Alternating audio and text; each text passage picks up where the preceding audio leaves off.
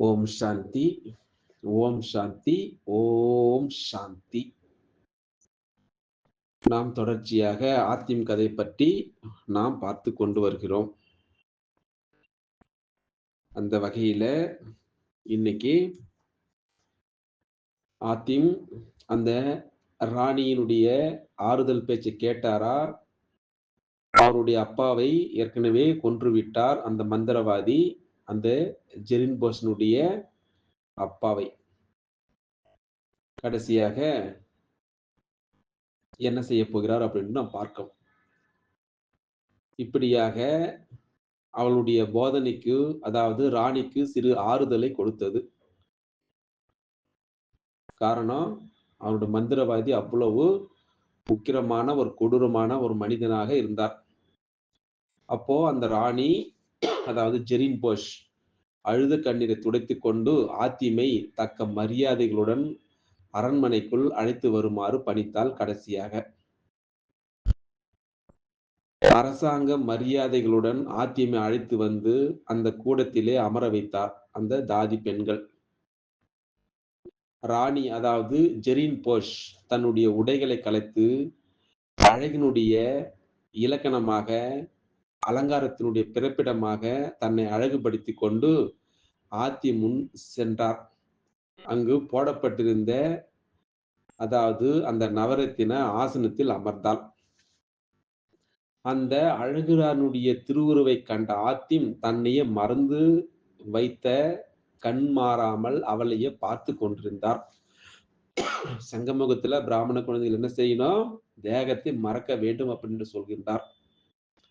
உண்மையை சொல்ல வேண்டுமானால் அவளுடைய அழகை பருகி கொண்டிருந்த ஆத்திம், அதாவது உயிரற்ற சிலை போல ஆகிவிட்டார் என்பதுதான் சரி. ஆத்திமிக்கே இந்த நிலைமையா பாருங்கள். இன்னும் சிறிது நேரத்தில் அவர் மயங்கி கீழே விடுவார் அப்படி என்ற நிலையில் அவளுடைய கண்கள், அதாவது ஆத்திமுடைய கண்கள் சொக்கி போய்விட்டது. அதை கவனித்து விட்ட ராணி, அதாவது ஜெரின் போஷ், விரைந்து சென்று பன்னீரையும் சரி, அத்தரையும் சரி,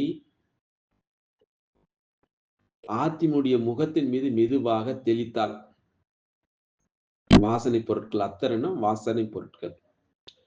அதன் பிறகு ஆத்திம் தம் கண்களை மெல்ல திறந்து பார்த்தார். சந்திரன் போன்ற சுந்தர முகத்தால் அவர் முன் நின்று பன்னீர் தெளித்துக் கொண்டிருக்கக்கூடிய அந்த ஒய்யார காட்சியை கண்டார்.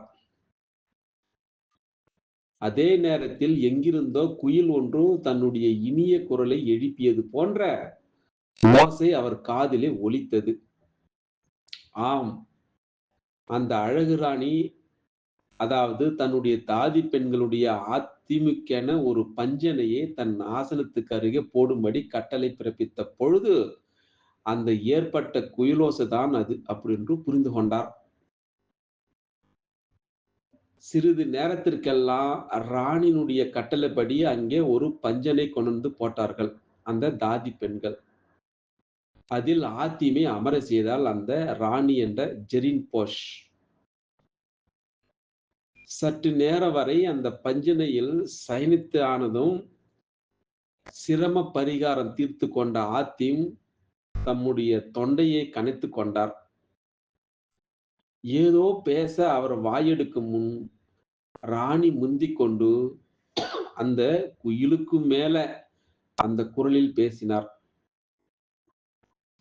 அமர்மலைக்கு அவர் சென்ற விவரத்தையும் சரி, அங்கு நடந்த நிகழ்ச்சிகளையும் சரி விளக்கமாக கூறும்படி கேட்டுக்கொண்டால் ராணி என்ற ஜெரின் போஷ்.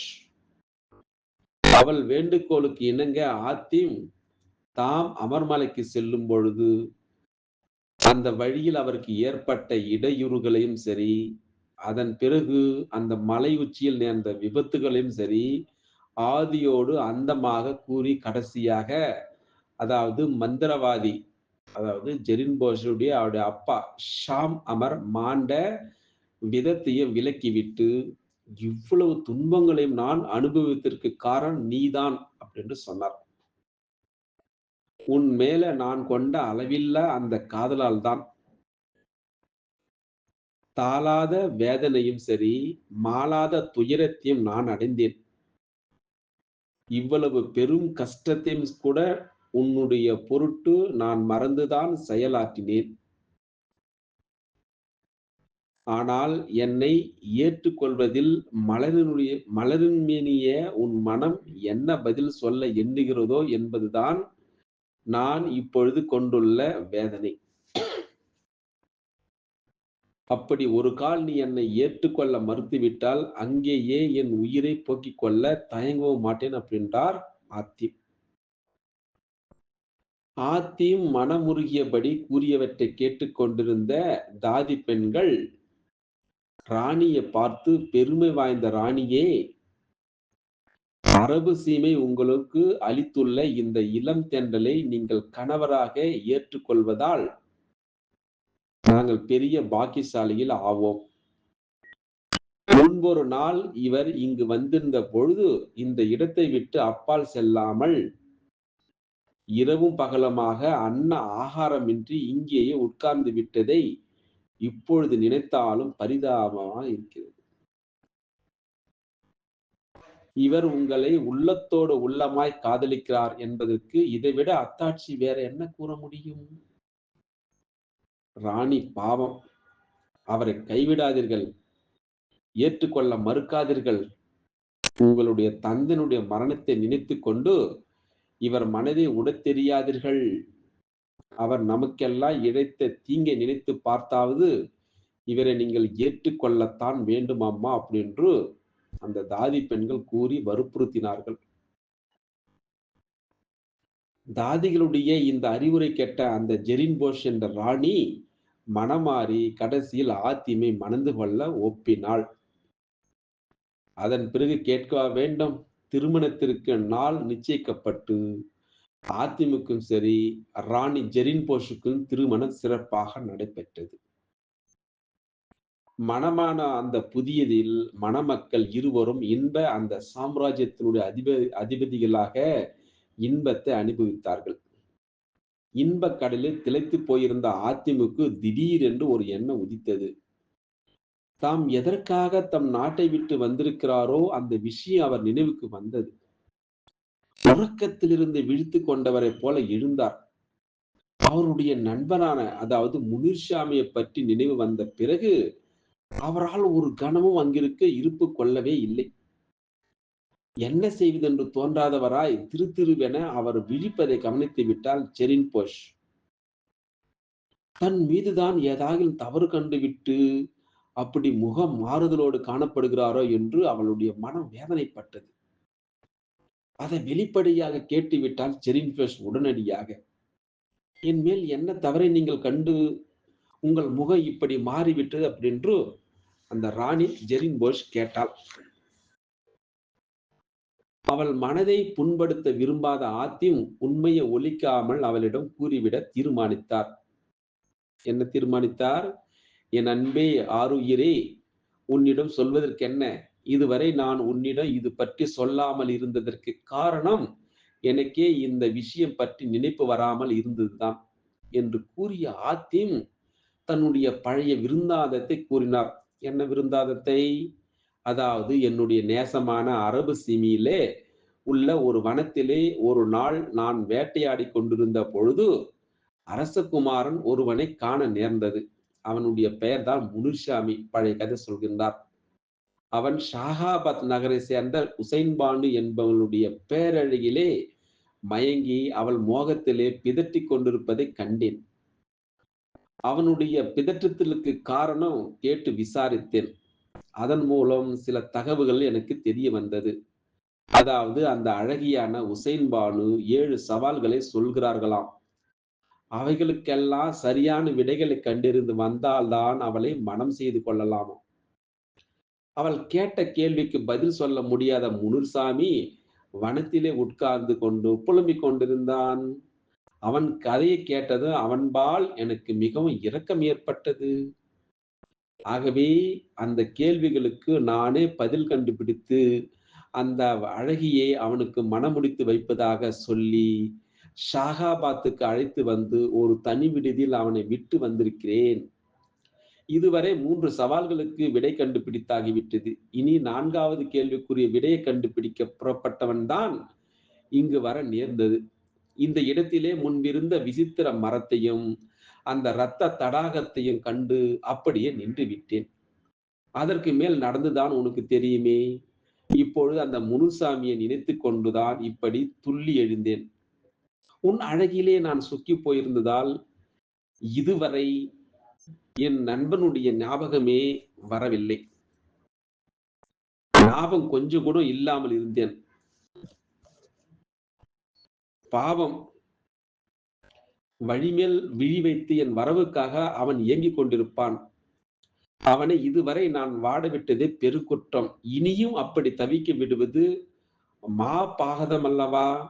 ஆகவே இப்பொழுதே நான் கரம் என்னும் பிரதேசத்தை நாடி செல்ல வேண்டும் என்று பரபரப்போடு கூடி முடித்தார் ஆத்திம். அவற்றை கேட்டுக் கொண்டிருந்த செரின் போஷ் திகைப்படைந்தவளாய் ஆத்திமை நோக்கி, என்னை விட்டு நீங்கள் செல்வதனால் என்னுடைய கதி என்னாவது என்று மனத்துடிப்போடு கேட்டாள். அதை பற்றி நீ கவலைப்பட தேவையில்லை. உன்னை தவிக்க விட்டு நான் செல்ல மாட்டேன். அரபு சீமையிலே சேர்ந்த ஏமன் பிரதேசத்திற்கு பாதுஷாவாக உள்ள என் தந்தையிடம் நீ செல். நான் வருவரை நீ தந்தையினுடைய கண்காணிப்பிலே இருக்கலாம் என்று ஆறுதல் மொழிந்தார் ஆத்திம்.